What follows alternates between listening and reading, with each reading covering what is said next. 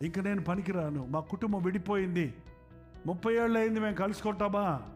10 ఏళ్ళ నుంచి వేరువేరుగా బతుకుతున్నాం, కలుసుకుంటామా?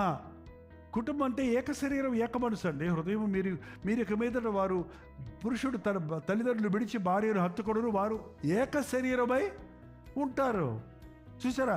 ఆ ఎముక, ఆ యొక్క అనుబంధం పోయి వాళ్ళ విడిపోతున్నారు. తల్లిదండ్రులు బిడ్డలు విడిపోతున్నారు. నువ్వు ఎంత కాదనుకున్నా నీ బిడ్డల బిడ్డలు నీకు అటాచ్ అయి ఉన్నారు.